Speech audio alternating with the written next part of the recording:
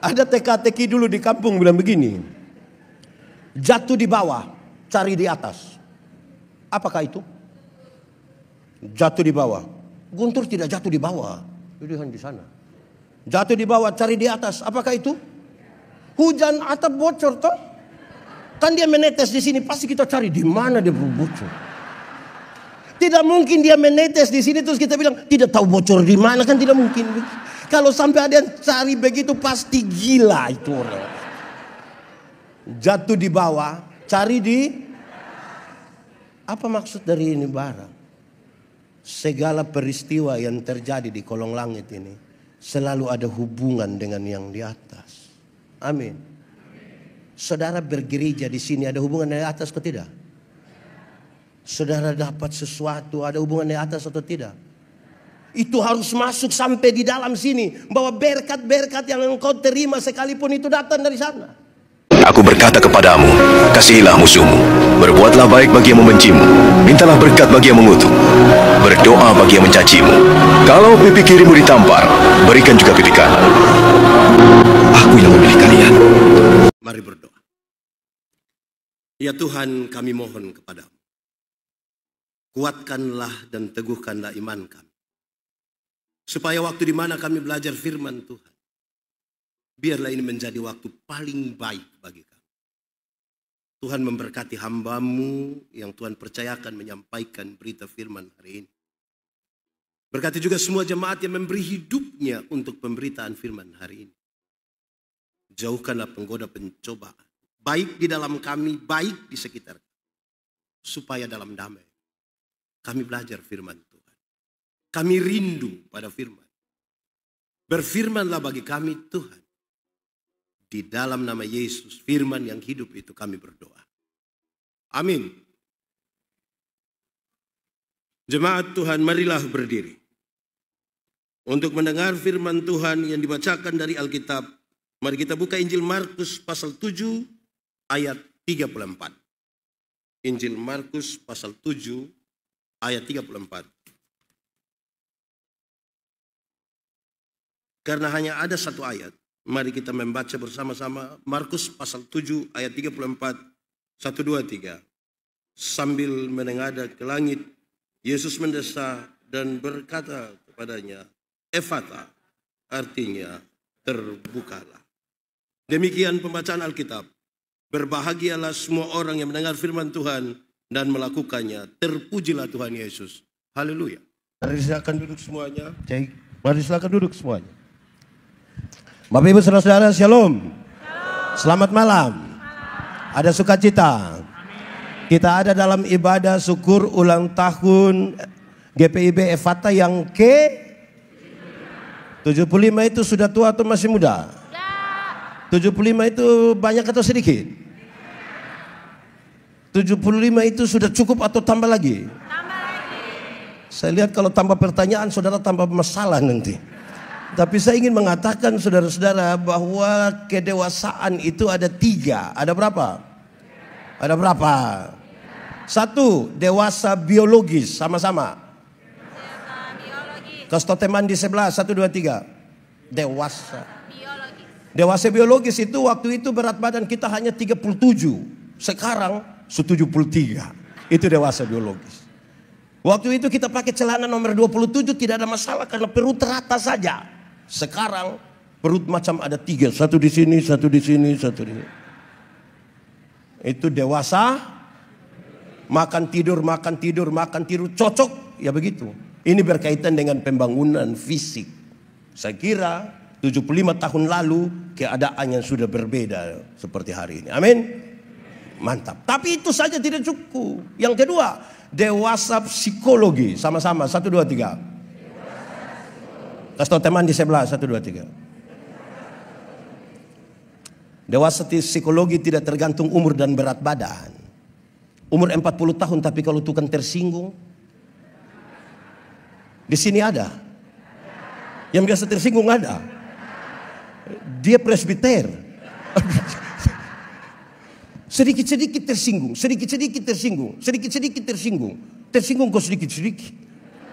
Sedikit-sedikit mau keluar dari Ephata mau bikin gereja sendiri di situ. Di Kupang itu kalau ada banyak orang suka tersinggung di banyak orang, selalu mereka bilang begini. Badan besar tapi pikiran masih di sini. Ada yang begitu? Ada ikut ibadah sekarang? Dia pakai baju warna? Ini jadi masalah. Ya, dua. Pertama tadi dewasa apa? Yang kedua dewasa? Yang ketiga dewasa iman. Sama-sama, 1, 2, 3. Dewasa iman tidak tergantung berapa lama kita bergereja. Dewasa iman tidak tergantung berapa lama kita melayani. Dewasa iman tidak tergantung sudah berapa lama kita sudah sidi di sini. Tidak itu. Dewasa iman itu selalu saya gambarkan begini. Ada anak umur 3 tahun. Ada meja berat 10 kilogram. Anak 3 tahun bisa pikul meja yang 10 kilogram? Bisa tidak? Tidak bisa. 17 tahun kemudian dia umur 20 tahun. Bisa pikul meja yang 10 kilogram? Yang berubah anak atau meja? Nah, itu dewasa iman.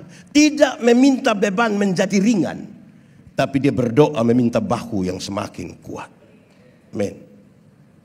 Orang dewasa iman tidak merengek-rengek meminta masalah berubah. Saudara punya masalah? Tidak usah omong. Saya lihat ini muka masalah semua. Masalah ialah kesenjangan antara harapan dan kenyataan. Harapan menikah umur 28, kenyataan 34. Masalah. Harapan menikah dengan dia, kenyataan dia nikah dengan kita punya teman paduan suara. Macam mau bunuh dia itu kan. Tapi orang dewasa iman dia tahu kalau Tuhan izinkan ada masalah, Tuhan tahu seberapa kuatnya dia. Amin. Di sini masih ada yang suka mengeluh soal tanggungan kok. Yang panitia baru datang untuk kepentingan ini, aduh, ada begitu. Betul-betul ada. Ada ikut ibadah. Karena itu saudara-saudara, orang dewasa iman hampir tidak meminta orang lain berubah. Tapi siapa yang berubah? Diri sendiri. Kadang-kadang kita terlalu sibuk meminta orang lain berubah, tapi lupa rubah diri sendiri. Padahal untuk ubah ini dunia, makin masuk ke dalam dunia, orang harus berubah dirinya sendiri. Amin. Mantap. Lalu kita sampai pada acara hari ini. Tema kita itu adalah terbuka, mendengar dan memberitakan firman. Sama-sama 1, 2, 3. Terbuka, mendengar dan. Lalu terbacalah bagian ini. Markus pasal ayat Markus pasal 7 ayat 34. Apa sih sebenarnya konten dari Markus pasal 7 ayat 34? Apa saja yang ada di balik cerita itu yang kemudian muncul kata Efata itu? Apa sesungguhnya terjadi? Yang sesungguhnya terjadi adalah penyembuhan. Sama-sama 1, 2, 3. Penyembuhan. Pemulihan. Sama-sama 1, 2, 3. 75 tahun ini sudah ada penyembuhan. Sudah ada pemulihan. Penyembuhan apa pendeta? 1, penyembuhan sakit secara fisik. Tadi Pak Ketua baru sampaikan. GPIB itu mau untuk menghadirkan tanda-tanda damai sejahtera kerajaan Allah di sini. Jadilah kehendakmu di bumi seperti di. Saya suka tanya begini, surga lebih baik atau dunia lebih baik? Surga atau dunia lebih baik?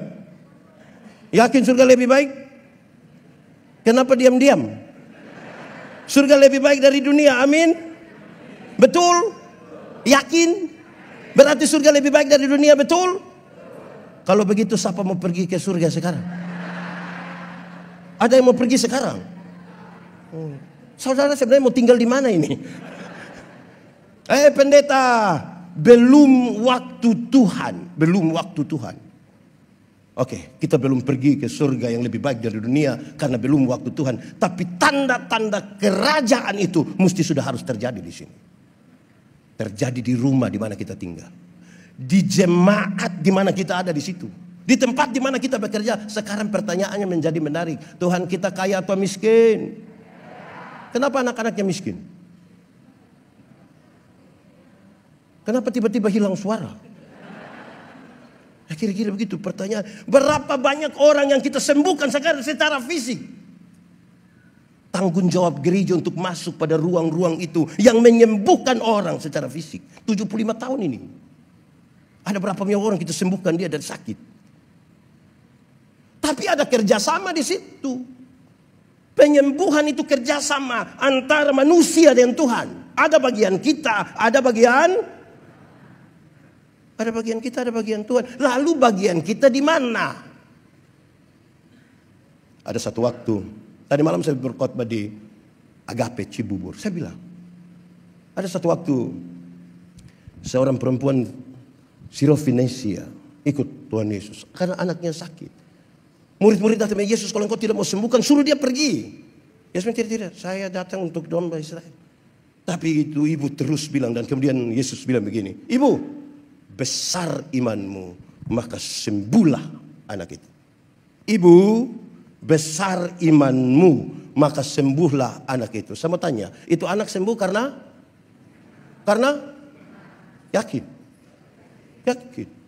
Saya tidak yakin. Kalau itu anak sembuh karena iman, pertanyaannya begini, kalau iman itu ibu sudah dapat menyembuhkan anaknya, dia cari Yesus untuk apa? Kok imannya sudah bisa selesaikan masalah itu? Kalau imannya itu sudah sebesar biji sesawi dapat memindahkan gunung ke laut, cari Yesus untuk apa? Sekarang saya ingin mengatakan pada saudara, demi nama Tuhan Yesus, itu anak menjadi sembuh ketika Yesus bilang, maka jadilah. Saudara boleh beli iman, kalau Tuhan bilang tidak jadi, tidak jadi. Lalu iman posisi di mana pendeta? Iman itu jalan. Iman itu, karena kita ada masalah. Iman membawa kita datang kepada Yesus. Selanjutnya keadaan kita, kesembuhan kita. Siapa tentukan? Siapa tentukan? Bayangkan kalau orang umur 105 tahun masih mau sehat terus.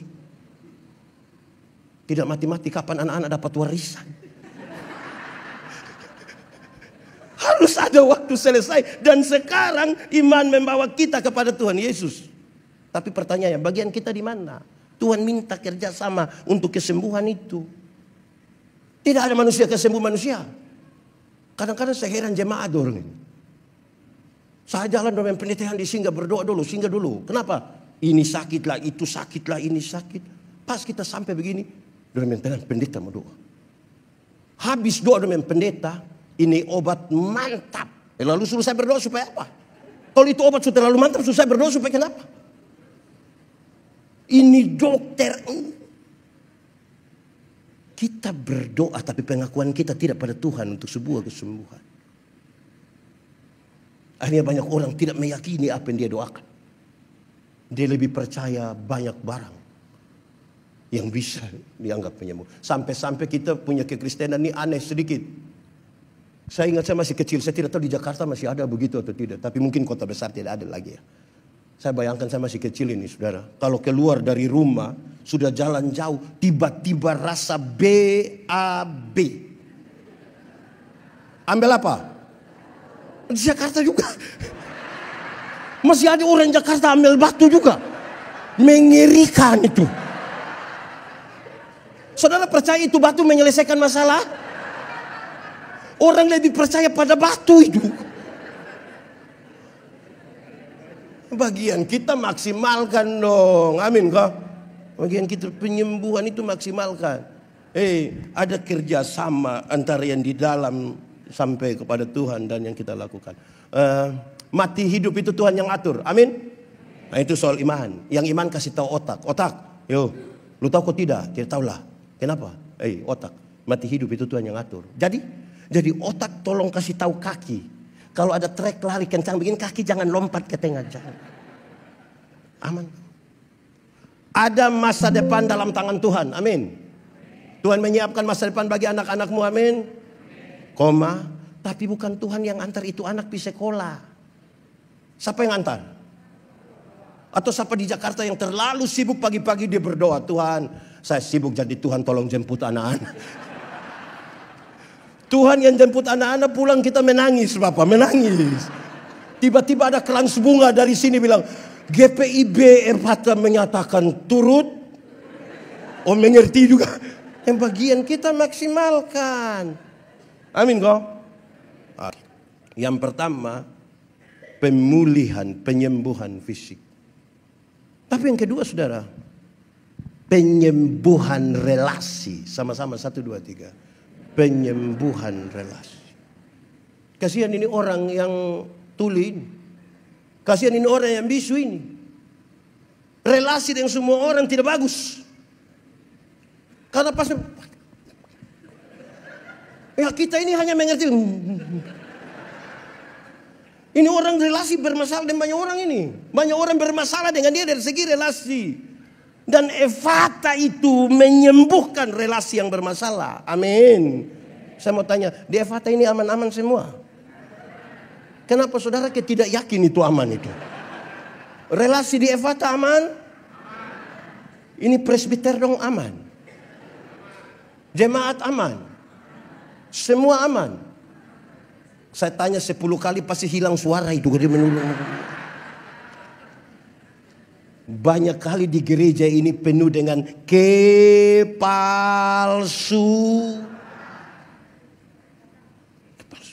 Senyum kita tidak tulus. Tidak menyentuh sampai di sini. Saudara-saudara, saya suka bilang begini. Saudara ingat tidak semua senyum tulus. Kita datang kita bilang, Shalom. Orang bilang, Shalom. Pas kita lihat, maksudnya, begitu ada. Di Efata ada. Yang ada. Ya. Saudara-saudara, memang hati ini penting saudara. Kenapa? Saudara bayangkan ya, saya berkhotbah di banyak bank di Indonesia. Memang kalau tidak dari hati tidak bisa. Saya bilang begini, ini ibu-ibu yang kerja di bank ini cantik-cantik semua. Mau lihat jauh, lihat dekat, tetap cantik. Dorang pakai pakaian bagus-bagus lagi. Kerja di ruangan tertata rapi lagi, ber-AC lagi. Wih, kita pergi ke bank ini macam tidak mau pulang. Macam mau lihat-lihat dorang terus-terus begini. Baru naik tangga terakhir dengan santun sekali dorang yang begini. Selamat siang, ada yang bisa kami bantu? Terus saya tanya, ibu-ibu, siapa di antara ibu-ibu yang bangun pagi lihat suami pas bangun terus dia bilang, selamat pagi, ada yang bisa kami bantu? Jadi jangan sampai kita palsu. Ada yang terima tamu di situ ada. Mantap. Saya ini kadang-kadang saya kasih tahu jemaat yang saya layani, kalau kamu tidak mau pegang tangan tidak usah. Karena saya tidak suka dua gaya pegang tangan itu. Ada jemaat datang pegang tangan dia sorong ini saja, ujung saja. Najis kah kita ini? Kalau tidak mau tidak usah. Nah, sorong sepotong sebegini ini supaya pegang tangan itu ya begini tuh, begini. Ini. Kedua, ada yang pegang tangan ini, pegang tangan dengan saya, tapi dia bicara dengan orang lain. Iya, nanti kita pegang baik. Saya. Di Jakarta ada begitu. Termasuk Efata. Saudara butuh bertobat. Dan dia memulihkan itu relasi.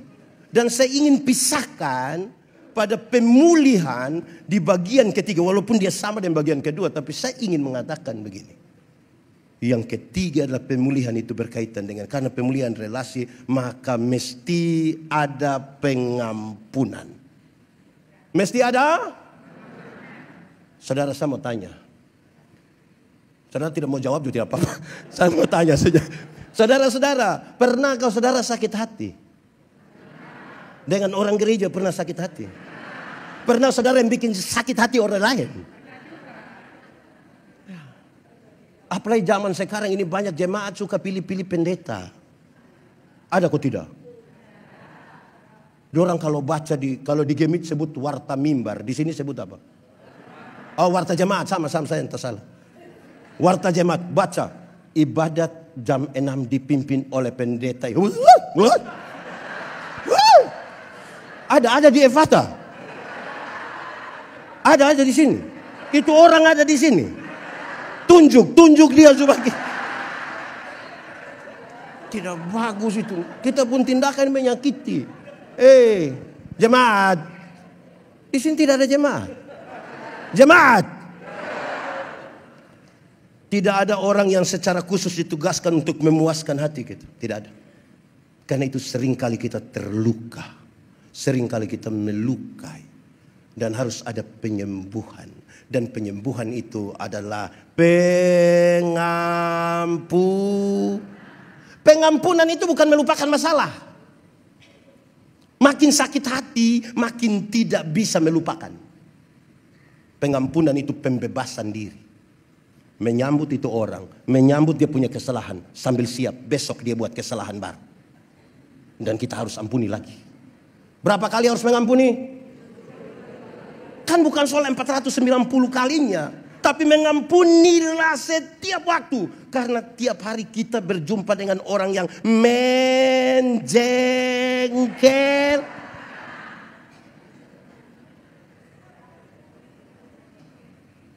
Saudara-saudara, jemaat. Butuh hati yang luas. Dan hati itu mesti hati yang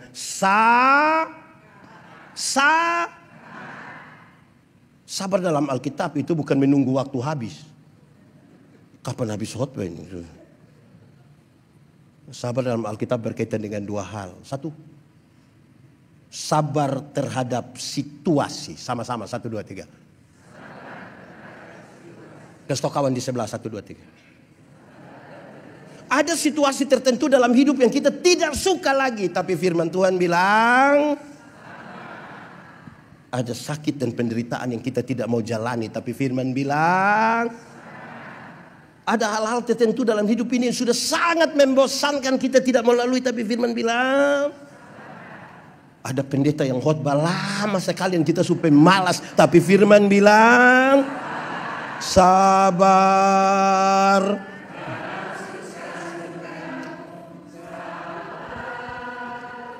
Tuhan sabar.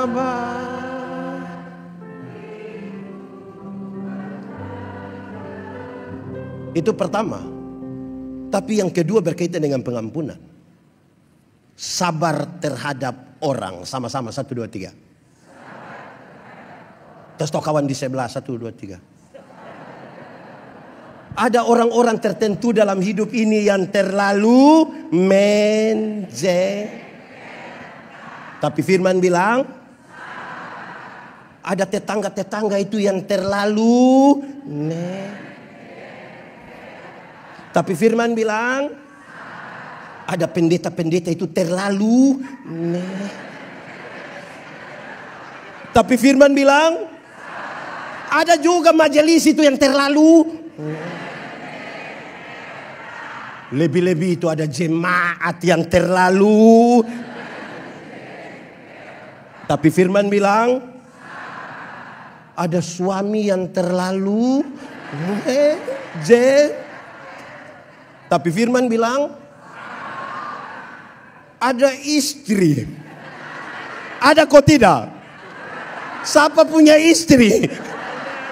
Tapi firman bilang, sabar.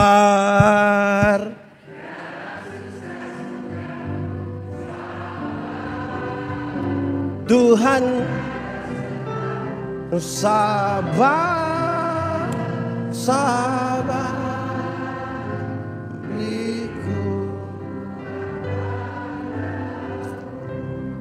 Pengampunan itu satu untuk pemulihan tadi. Pengampunan satu paket dengan pendamaian. Sama-sama 1, 2, 3. Pengampunan satu paket dengan. Ada orang mau mengampuni tapi tidak mau berdamai. Ada yang mau berdamai tapi tidak mau mengampuni. Yang mau mengampuni tapi tidak mau berdamai itu dia selalu bilang begini. Untuk marah saya tidak marah. Untuk marah dia tidak marah. Dia mau datang silakan. Tapi untuk saya pergi ke dia, maaf. Pernah dengar itu kalimat? Atau sendiri ucap? Itu tidak akan ada pemulihan. Tidak ada. Ada orang yang kebalikan dari itu. Mau berdamai, tapi tidak mau mengampuni. Itu biasa terjadi di anak-anak kecil. Anak kecil di kampung ini kalau mereka main kelereng terus berkelahi, orang tua datang, damai, damai. Ayo damai. Kita ini kalau damai kan jabat tangan toh. Itu dia cara sorong lain. Cium-cium, kami di NTT kan harus cium hidung macam tadi saya itu. Cium ini engkau punya saudara. Besok-besok engkau susah bukan kelereng yang bantu, saudara yang bantu. Ayo. Itu dia punya cara cium itu mengeri. Terus ada foto naik di Facebook, orang bilang, "Oi, kita lihat seberdamai." Terus saya bilang, "Siapa bilang?" Pencitra. Di Jakarta ada yang banyak pencitraan. Termasuk di gereja. Di Evata. Ada di sini. Ibu-ibu atau bapak-bapak.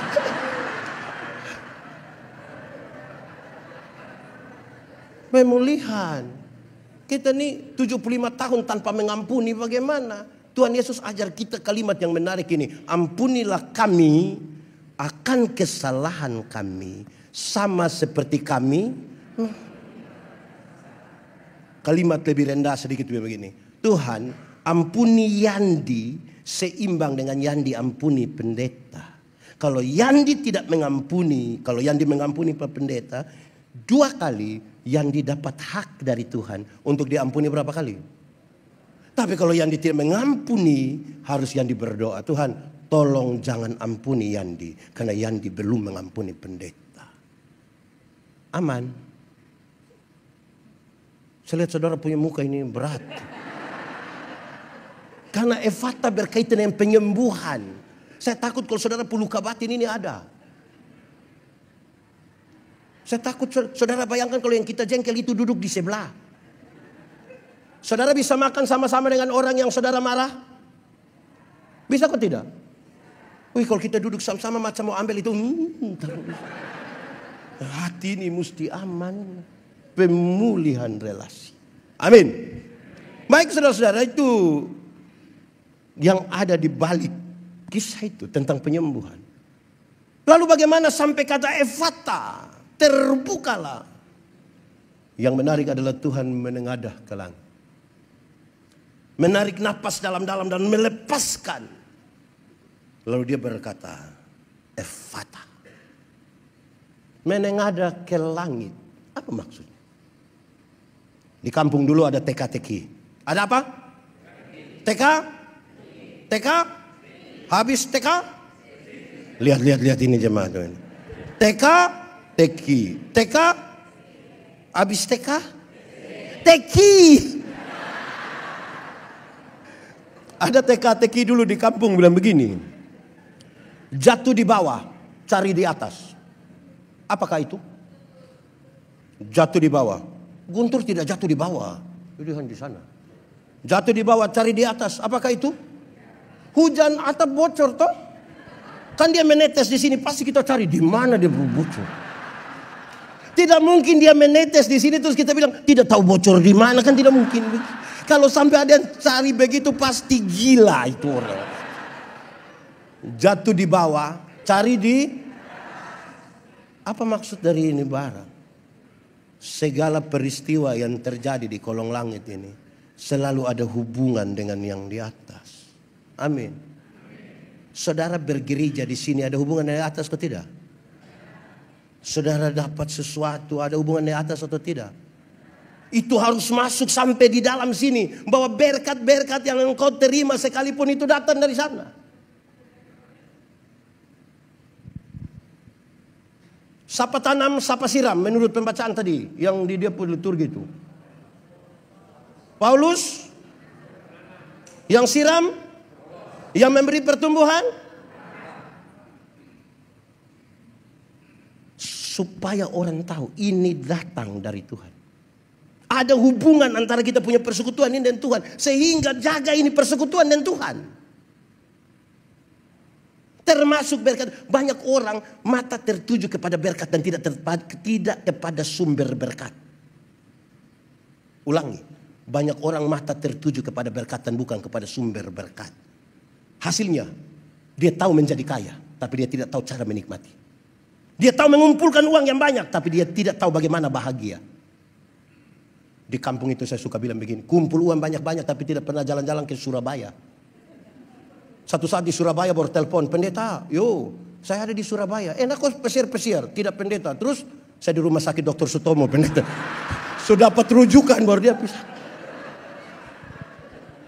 Karena sibuk hanya dengan urusan cari, bukan kepada cari dia yang di atas itu. Ada orang yang belum ada kios ini keliling semua gereja GPIB yang ada di DKI ini. Berdoa, Tuhan kalau bisa kita dapat kios. Terus mulai ada kios, pemalas gereja.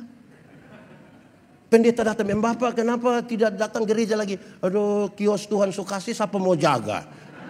Itu baru kasih kios, belum tambang emas. Jaga ini relasi dengan Tuhan, amin. Saya tidak tahu di GPIB. Tapi di banyak gereja di Indonesia, mantap. Sudah ada vokal grup kaum bapak. Mantap. Tepuk tangan dulu kalau ada. Kaum bapak sudah bisa menyanyi. Mantap. Tapi. Dia punya tapi ada dua. Tapi pertama.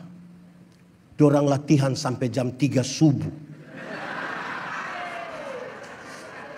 Sampai istri telepon macam mau bunuh dia, itu baru dia pulang. GPIB juga ada begitu. Ada juga. Sambil kopi main kartu sampai jam 3. Aduh. Memang butuh terbuka lah. Tapi kedua. Hari Minggu mau menyanyi. Lewat istri kah, presbiter kah, anak kecil kah, titip pesan kasih pendeta. Pendeta, kaum bapak menyanyi setelah firman. Kenapa setelah firman? Belum lengkap. Sama kita kok. Bagaimana mau lengkap pulang jam 3? Sekarang habis dikasih kesempatan menyanyi ini. Menyanyi habis. Dorang suka keluar. Oh, so tahu juga. Cari satu pohon. Sambil bahas politik terkini di Indonesia. Bayangkan, ada bapak-bapak di situ. Di sini ada. Siapa punya suami? Coba jujur saja. Walaupun demikian, tapi dorang pasang-pasang telinga. Terus tiba-tiba dengar pendeta bilang, pulanglah saudara-saudara ke dalam hidup dan tugasmu dengan selamat. Arahkanlah hatimu pada Tuhan dan terimalah berkat Tuhan. Dorang di luar lari cepat-cepat langsung. Memang sungguh keterlaluan itu orang. Ada begitu di Jawa. Jakarta ada. GPIB, Evata. Tunjuk saja.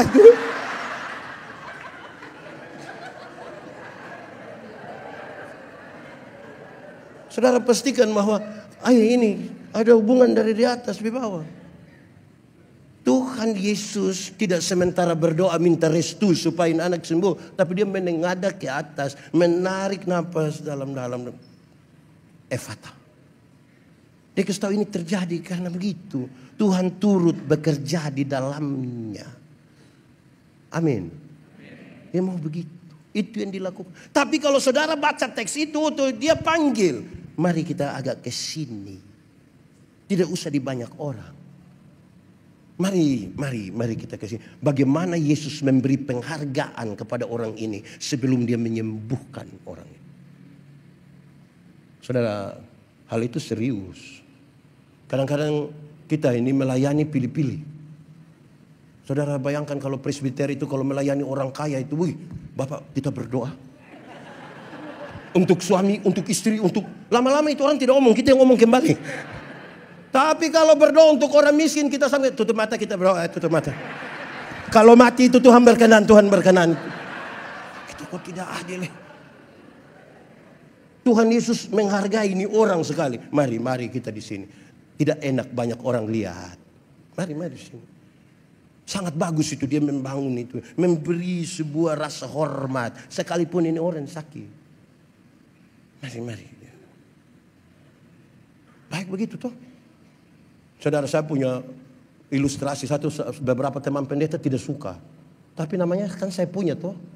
Kalau dia tidak suka dia cari ilustrasi lain toh. Kan gitu saya bilang begini, ada satu waktu ini ada ibadah syukur. Jadi pendeta pergi begini.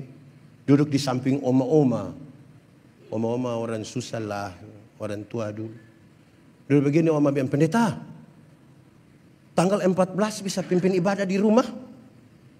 Pendeta, oh 14 saya sibuk. Tanggal itu saya sibuk. Nanti bisa saya suruh penatua saja kok. Iya, tidak apa-apa oma. Tidak apa-apa. Itu tanggal saya sibuk ya. Sudah. Ambil makan, duduk sama-sama, terus pendeta basa-basi. Oma, ada apa sampai bikin ibadah di rumah? Terus oma bilang, oh tidak. Sapu anak yang pertama itu baru saja dilantik jadi komisaris bank. Jadi dia ada mau titip berkat sedikit.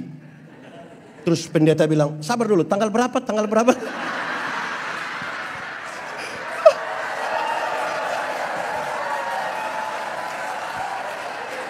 Bilang, tanggal berapa? Oma bilang, tanggal 14. Oh tadi saya kira tanggal 4. Wah. Kalau 4 kita sibuk, tapi 14 boleh coba. Nah, saudara, cara memperlakukan orang toh, kita ini butuh memperlakukan dengan baik sedikit toh, bukan karena sesuatu. Amin toh. Begitu juga memberi persembahan. Perlakukan dengan baik itu persembahan. Saya suka karena ada envelope ini bagus. Taruh baik-baik. Woi, saudara-saudara, ada yang parah. Saya acara di Bulaan Mongondo mungkin. Bukan? Di mana ya? Pokoknya di daerah Sulawesi Utara. Ada anak-anak kecil datang. Dia ikut. Jemput saya. Pas makan siang, saya tanya, adek, tidak sekolah ini hari? Dia bilang, saya izin pendeta. Loh, izin untuk apa? Mau jemput pendeta. Aduh sayang, terima kasih. Besar mau jadi apa? Mau jadi pendeta. Aduh mantap, puji Tuhan. Pendeta berdoa jadi ya. Tapi adek, pendeta mau kasih ingat. Kalau mau jadi orang kaya jangan jadi pendeta. Jangan. Jadi saja pengusaha. Pendeta-pendeta ini hidup oleh Tuhan melalui persembahan jemaat. Kalau persembahan itu dalam rupa uang merah yang gambar proklamator itu jarang masuk gereja. Yang paling banyak itu Patimura. Pejuang kemerdekaan Republik Indonesia. Kenapa Patimura pegang dia pedang begini? Karena ada yang ramas-ramas hampir patah itu pedang itu. Tapi saya mau bilang kepada adek, penyertaan Tuhan itu sempurna atas hamba-hambanya itu sampai Tuhan itu datang. Jadi tolong beri penghargaan yang baik-baik juga apalagi kepada Tuhan toh. Saudara bayangkan, memang kadang-kadang kita memberi ini tidak tuh saya suka begini nih karena apa? Saya punya 2 pengalaman. Pengalaman pertama, ada orang yang Bapak satu dia kasih persembahan. Saya bilang, Bapak, kenapa sampai buat tangan sampai begitu? Dia bilang, pendeta, kalau tangan kanan memberi, tangan kiri tidak boleh tahu. Saya bilang, iya, tapi saya tahu. Dia bilang, pendeta tahu apa? 1000.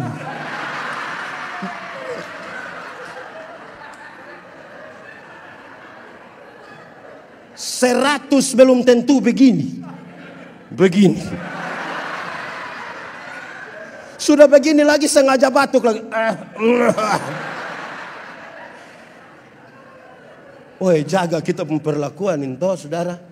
Ada orang ini pergi bantu orang lain, bawa Indomie 2 bungkus. Foto. Muat di Facebook, indahnya berbagi di dalam Tuhan. Berbagi dalam Tuhan jangan Indomie. Sapi. Tolong kau bikin baik-baik. Amin kok.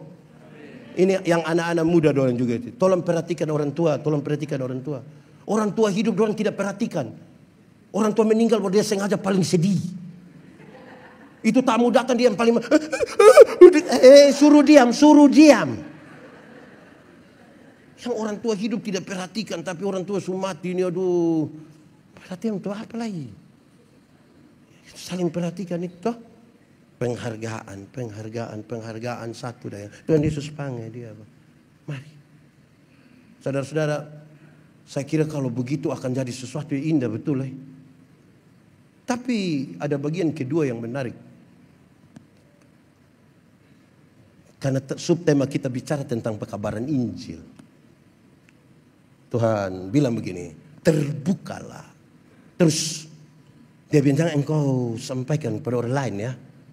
Tapi berita ini kemudian menyebar kemana-mana karena roh yang di dalam itu begitu kuat untuk, kasih Tuhan itu terlalu besar. Dia harus sampaikan ini sampai kita tahu kisah itu di hari ini. Perjumpaan tadi yang ada hubungan dengan Tuhan itu memungkinkan untuk orang bicara.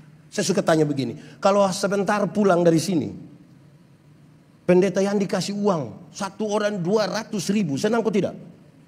Senang kok tidak? Senang kok tidak? Cerita orang kok tidak?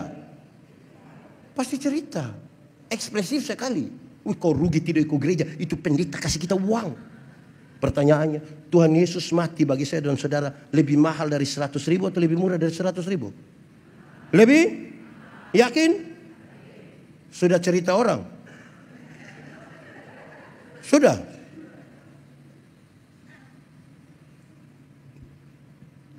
Kita tidak berani bercerita pada orang lain.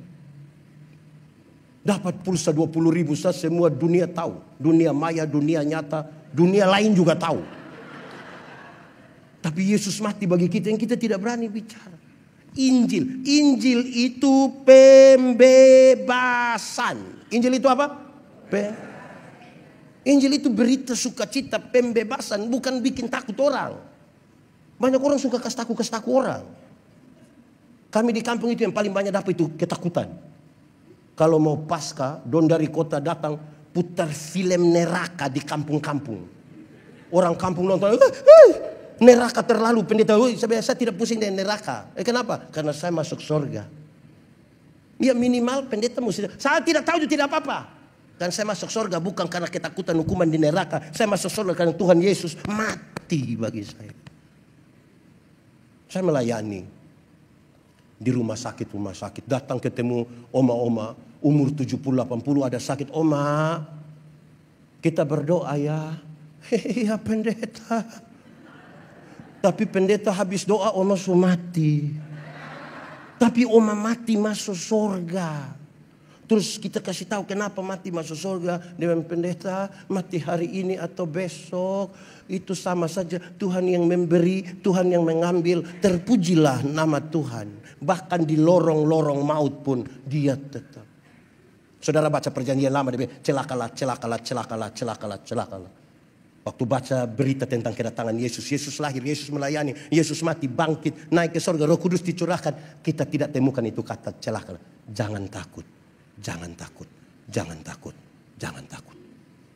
Itu pembebasan. Supaya kalau ada anak muda datang bilang ke saya, Pendeta Yandi, saya rasa saya manusia paling berdosa. Ada Pendeta Yandi juga orang berdosa, tapi jangan takut. Cinta Tuhan lebih besar dari Tuhan dua. Dia rasa diterima. Bayangkan kalau anak muda ini datang bilang begini, Pendeta Yandi, saya rasa saya manusia paling berdosa. Iya, saya lihat engkau punya muka-muka berdosa ini. Engkau ini kalau tidak bertobat kaki tangan akan patah buang semua ini. Ini berita apa ini? Injil itu pembebasan. Dan pembebasan. Injil itu saya sebutkan. Injil itu ada dua. Ada berapa? Satu. Mati masuk surga. Sama-sama. 1, 2, 3. Untuk apa badan bagus-bagus, pakaian ketat-ketat, hidup kaya raya, mati masuk neraka? Kurus-kurus, susah-susah, lemah-lemah, mati masuk surga. Mana yang baik? Badan bagus-bagus, ketat-ketat, kaya raya, mati neraka. Kurus-kurus, susah-susah, mati surga. Mana yang baik? Dua-dua tidak baik. Yang baik itu badan bagus-bagus, pakaian ketat-ketat, hidup kaya raya, mati masuk. Tapi kita ini Tuhan baru kasih sedikit kepercayaan, kita lupa Tuhan. Dan kita tidak berani. Berapa harga satu jiwa? Ada satu waktu Tuhan Yesus meninggalkan 5.000 orang tambah laki-laki, tambah perempuan anak-anak. Waktu ada mujizat 5 roti dan 2 Ikan naik di Oke, 5 roti dan 2. Lebih berapa bakul? Kenapa lebih? Kan tidak ada yang bungkus. Di sini ada juga yang biasa bungkus. Itu orang ada di sini. Dia yang pakai baju warnanya. Saudara, Tuhan Yesus kasih tinggal orang banyak-banyak itu. Tuhan Yesus pergi ke Gerasa. Di Gerasa Tuhan hanya akan berjumpa dengan satu orang yang kerasukan legion. Kerasukan legion itu berarti itu orang kerasukan roh jahat, kira-kira 6.000 roh jahat. Berapa ribu? 6.000 roh jahat. Itu orang terlalu jahat. Kita pun teman presbiter yang hanya satu roh jahat, dia punya otak saja kita pusing. Ini 6.000. Ini orang terlalu jahat ini. Bagi orang lain dia jahat, bagi diri sendiri juga dia jahat. Dia memukul-mukuli dirinya dengan batu. Bagi beberapa orang manusia jahat begini lebih baik mati. Tapi Tuhan Yesus datang padanya. Waktu Tuhan Yesus mau turun dari perahu, roh jahat yang begini, hei Yesus, anak Allah yang hidup, apa urusanmu dengan kami? Rupa-rupanya roh jahat juga kenal nama Yesus. Jadi kalau orang Kristen ini baru sekedar mengenal nama Yesus, belum lebih hebat dari roh jahat. Roh jahat juga kenal itu nama dan ketakutan. Injil Markus mencatat, di daerah itu ada penjaga-penjaga babi, sementara jaga babi berapa ekor? 2.000 ekor. Roh jahat itu meminta supaya masuk ke dalam babi-babi itu. Yesus biarkan terjun dan matilah 2.000 ekor babi. Orang-orang itu kehilangan pekerjaan. Mereka kasih tahu orang di kampung datang dan usir Yesus. Apakah Tuhan Yesus tega membuat orang kehilangan pekerjaan? Jawabannya tidak, bahkan tidak sama sekali. Lalu kenapa Yesus biarkan itu babi-babi mati? Saya kira sama-sama kita tahu. Dalam struktur budaya Yahudi babi itu haram. Orang Yahudi tidak makan daging babi toh. Tidak ada kacang yang pakai itu. Tidak ada. Tapi yang haram ini orang masih bisa piara 2.000 ekor. Sementara ada 1 jiwa hampir binasa, mereka biarkan. Itu Yesus marah. Alangkah lebih baiknya ada 2.000 ekor babi mati daripada ada 1 jiwa binasa. Sekarang coba hitung. Kalau babi 1 ekor 4 juta. Kali 2.000. 4 juta kali 2.000. Mulai begini-begini saudara. 4 juta kali 2.000. Dia 8 M. M itu apa? Menobe. 4 kali 2.000. 8 M. Harga 1 orang kerasukan. Itu paling tidak dalam konteks itu. Saya mau tanya, Efata pernah sedia 8 M untuk pekabaran Injil? Saya marah ini. Bertengkar, simpan uang, berkelahi. Untung baik di Efata ini ada. Karena itu saudara-saudara, bagi orang yang hampir binasa, lebih baik babi mati daripada ada orang binasa toh. Siapakah orang gila itu? Orang gila itu bisa saja kita pu suami. Bisa saja kita pu istri. Mertua. Ipar. Kasat mata saya lihat ini. Yang paling banyak ikut ibadah malam hari ini mama-mama. Betul? Betul? Ini mama janda semua.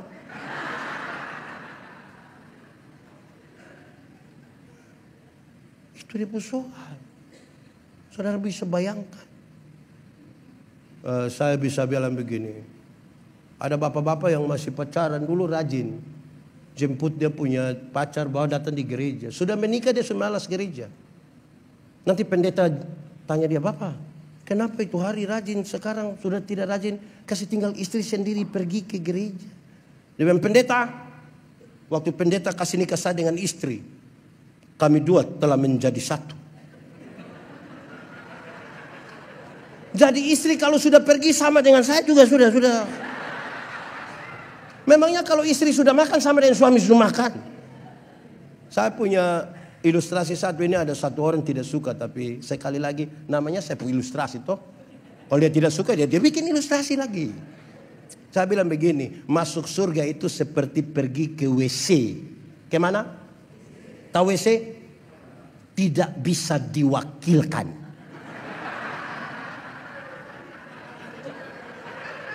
Masing-masing mesti pergi sendiri. Atau siapa di antara kita yang tanya, abang, yo mana WC? Titip. Tidak.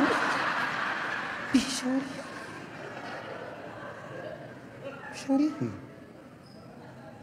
Itu penting itu. Ada banyak istri-istri juga toh. Cantik-cantik datang gereja jalan sendiri. Terus pendeta bilang, ibu, mana suami? Pendeta tahu saja. Sudah tahu suami begini, kenapa ambil resiko? Resiko itu berat. Tinggal dengan orang begini nih, saudara. Saudara lihat sekarang. Tapi karena tema kita bicara tentang mendengar, ini berita sujadi ini tentang Tuhan sujadi. Sekarang kita mengerucut pada tema ini, akhir sudah ini khotbah. Memang panjang tapi biar jengkel juga harus Nah, bagus, sebentar. Oke. Saudara-saudara, mendengar dan memberitakan firman. Sama-sama, 1, 2, 3. Mendengar itu apa? Mendengar itu kita memberi telinga. Banyak orang dalam gereja itu kalau dia omong, dia mau orang dengar. Tapi orang omong dia tidak mau dengar. Makanya rapat majelis seringkali kursi enggak. Karena ini soal mendengar. Tapi mendengar itu lubang. Untuk apa? Ada tiang 10 meter, lubang 1 meter. Kuat itu tiang? Kuat itu tiang? Tiang 10 meter, lubang 9 meter. Kuat itu tiang? Mendengar itu lubang. Kasih telinga untuk mendengar. Iman bertumbuh dari mendengar. Kasih telinga dengar. Kenapa mesti mendengar? Tuhan terlalu besar. Tidak ada satu orang pun yang selesai dengan Tuhan dan tahu semuanya. Cara Tuhan, pengalaman Tuhan berjumpa dengan pendeta Yandi, beda Tuhan berjumpa dengan ini orang, beda dengan kita semua satu persatu. Supaya waktu kita berkumpul bersama, kita bilang ternyata Tuhan terlalu luar biasa. Mendengar. Itu sebuah konteks dari persekutuan.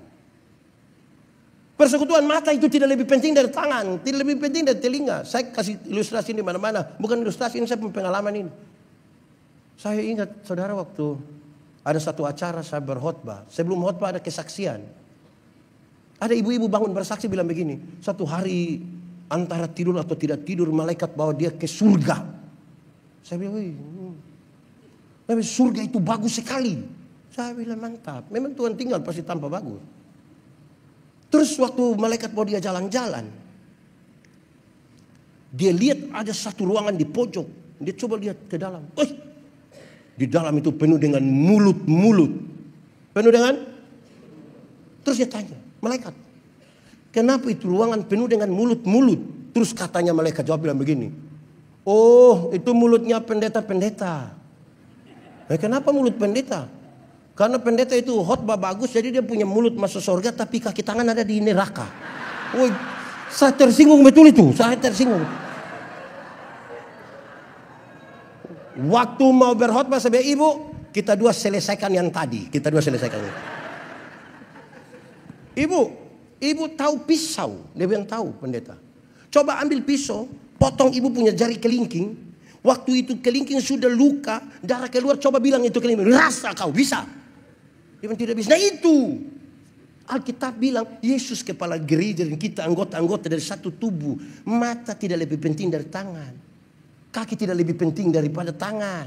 Siapa yang malam-malam perut sakit mau pi WC, kaki bilang di perut, bilang perut. Pergi sendiri saya rasa. Tidak bisa. Mesti sama-sama toh. Atau tidak? Sama-sama. Alkitab bilang kalau tangan terluka, mata menangis. Enggak, kalau mata menangis, tangan melap. Itu. Saudara mengerti lap? Nah itu Pak. kesatuan yang dikelola sebagai bagian dari persekutuan. Ini ibadah ini malam kan bagus toh. Pendeta Yandi berkhotbah, ada yang baca narasi. Tadi saya lihat dong baca narasi terlalu mantap. Periode 1905 mantap. Ada yang main saksofon. Bagus tuh. Orang tanya saya, pendeta Yandi bisa main alat musik? Saya tidak tahu. Saya hanya bisa alat musik satu saja. Apa? Itu alat musik tiup. Apa? Saksofon? Tidak. Harmonika? Bukan. Lalu? Lifri. Prit. Saya tidak perlu tahu semua. Dalam ibadah, pendeta tidak perlu tahu semua toh. Tidak ada Superman dalam gereja. Tidak ada. Yang ada itu super team. Pendeta yang hanya tahu khotbah. Ada yang main ini bareng, ada yang itu, ada yang itu, ada yang ini kamera ini. Iya toh. Saudara bayangkan kalau pendeta yang di khotbah dia turun, dia main ini, dia pindah dari kasih hidup itu. Dia lama-lama gila itu pendeta.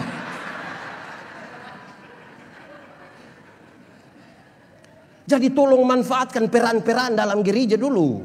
Di Efata su aman. Aman kok tidak? Apa yang aman? Saudara, itu bicara persekutuan.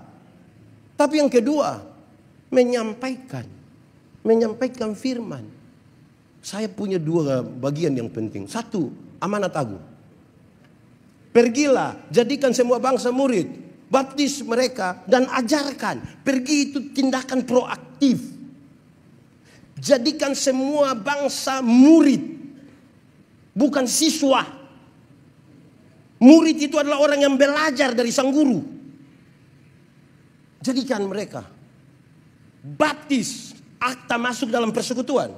Dan ajar. Waktu dia bicara ajar, dia bilang ajarkan segala sesuatu. Segala sesuatu. Bagaimana kita mau mengajarkan segala sesuatu padahal tidak tahu segala sesuatu? Pertanyaannya begini sekarang. Pertanyaannya. Siapa yang sudah baca kas habis Alkitab dari Kejadian sampai Wahyu, angkat tangan. Mantap, terima kasih. Selalu saya tanya di bawah 1% dari yang hadir. Kenapa? Saya harus tanya ini. Yang sudah baca kasih habis saja belum tentu mengerti. Apalagi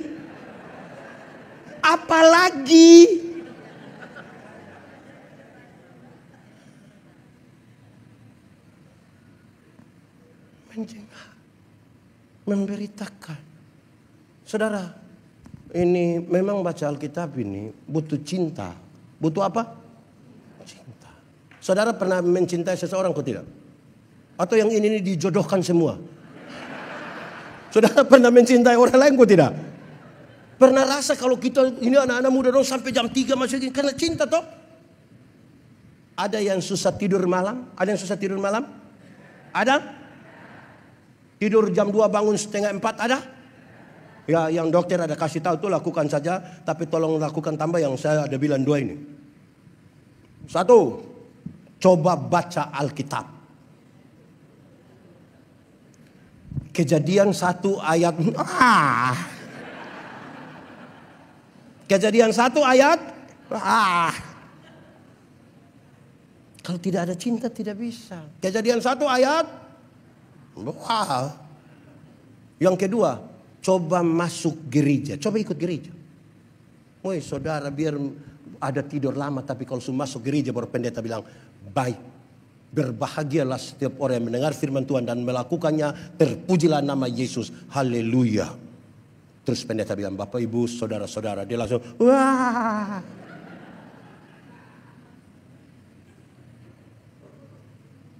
Kenapa ya? Kok gereja macam enak sekali orang tidur itu. Sudah mengantuk di sini tapi kalau pulang tidak bisa tidur toh. Makanya tidur di gereja.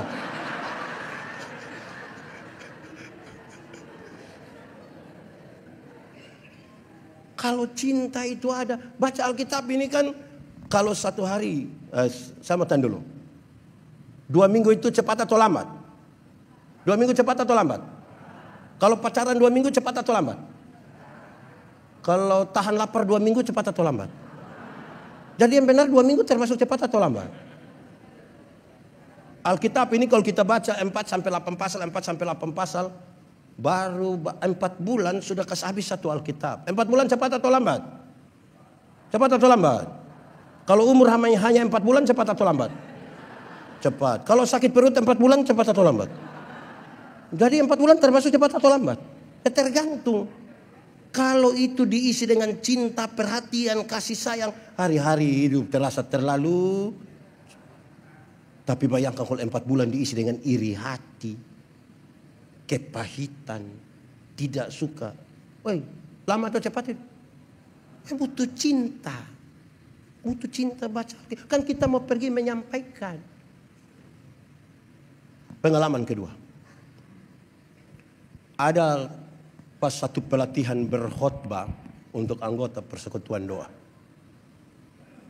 Mantan sekretaris umum kami bilang gini, khotbah macam kami pendeta gemit ini tidak bagus. Seperti hanya siram-siram saja begini, tidak masuk di botol. Dorang bilang betul. Khotbah yang bagus seperti bapak-bapak, dorang ibu-ibu dorang itu seperti langsung taruh selang di botol. Dorang bilang amin, betul. Terus Pak Pendeta bilang begini, sudah bagus. Air langsung masuk di dalam. Tapi kita tidak tahu itu air bersih atau air kotor. Sudah masuk sebetulnya ini. Tapi air bersih atau air kotor. Sebab bisa bawa penyakit. Maka untuk mengajarkan segala sesuatu, mesti tahu segala sesuatu. Bayangkan kita sangat terbatas ini. Saudara, dalam penguatan fungsional itu kan kadang-kadang harus bilang, pelatihan khotbah bagi para majelis jemaat, presbiter. Orang tidak datang. Kita tanya, Bapak, kenapa tidak ikut latihan khotbah? Mau pelatihan untuk apa? Begini-begini sudah 4 periode. Begini-begini. Yang bikin kacau gereja ini yang ini sudah. Yang begini-begini 4 periode. Itu yang bikin kacau gereja. Tidak mau belajar lagi. Mau bagaimana? Di tengah-tengah kompleks ini, Pak. Saudara, saya akhiri khotbah ini. Kan kita mau terbuka. Data. Januari 2022, jumlah penduduk Indonesia kurang lebih 275 juta. Dari 275 juta ada kurang lebih 330 juta diantaranya terkoneksi secara mobile. Berarti ada satu orang dia pegang handphone 2-3. Dari 330 ada 220 juta diantaranya aktif internet satu hari kira-kira 8 jam. Dari 220 juta ada 170 juta diantaranya aktif di media sosial. YouTube, Facebook, WhatsApp, TikTok dan lain-lain. Pertanyaannya, apa daya tarik dari media sosial? Sampai semua orang pada segala umur ingin masuk ke sana.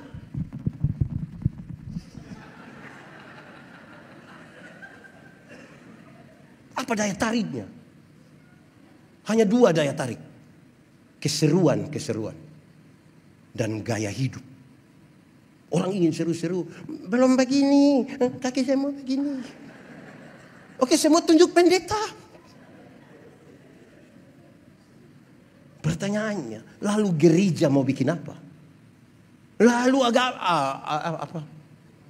Fata mau bikin apa dengan itu? Karena jemaat yang analog yang kita berjumpa ini mengalami penurunan, tapi jemaat di media sosial mengalami kenaikan. Gereja mau buat apa? Untuk menjaga perimbangan itu. Karena dunia lagi terbuka untuk segala macam. Gereja mau buat apa? Gereja mesti hati-hati betul supaya jangan sampai bukan gereja menggerami dunia, tapi justru dunia menggerami gereja. Maka untuk tetap menjaga nilai, maka disarankan 3 hal ini. 1, kreativitas. Sama-sama 1, 2, 3. Harus berkreativitas. Kreativitas kita yang memaksa pekabaran Injil didengar oleh orang lain. Silakan merumuskan kreativitas. Kreativitas itu apa? Kreativitas itu sambal. Dabu-dabu. Semua ikan di Manado itu sama saja dia rasa. Yang membedakan itu hanya dia pemain dabu-dabu. Pertarungannya pada dabu-dabu. Yang bikin kita keringat mau tambah lagi, tambah lagi. Dari dulu khotbah itu jangan membunuh, jangan bersinah, Yesus Kristus Tuhan, juru selamat. Hanya itu yang membedakannya adalah kreativitas. Dua, adaptasi. Sama-sama, 1, 2, 3. Dunia yang berubah ini harus sedikit adaptasi kita. Konvensional terus kita tidak bisa terbuka dalam dunia ini. Harus ada. Dulu kita berkhotbah mengandaikan jemaat ada dulu. Saya sekarang jemaat dan tidak tahu di mana. Dorang diandaikan ada di ini kamera. Dan yang terakhir kata kunci ketiga adalah kolaborasi sama-sama. Yang dalam bahasa gereja adalah persekutuan. Harus lebih dari itu. Baru kita bisa maju di tengah-tengah dunia yang lagi bermasalah. Kita belum siap untuk satu perubahan berikutnya sudah datang. Tapi kepada kita diberikan tanggung jawab ini, mendatangkan damai sejahtera di tengah-tengah dunia. Selamat hari jadi ke-75 GPIB Jemaat Efata. Tuhan Yesus memberkati. Salam hormat. Aku berkata kepadamu, kasihilah musuhmu, berbuatlah baik bagi yang membencimu, mintalah berkat bagi yang mengutuk, berdoa bagi yang mencacimu. Kalau pipi kirimu ditampar, berikan juga pipi kanan.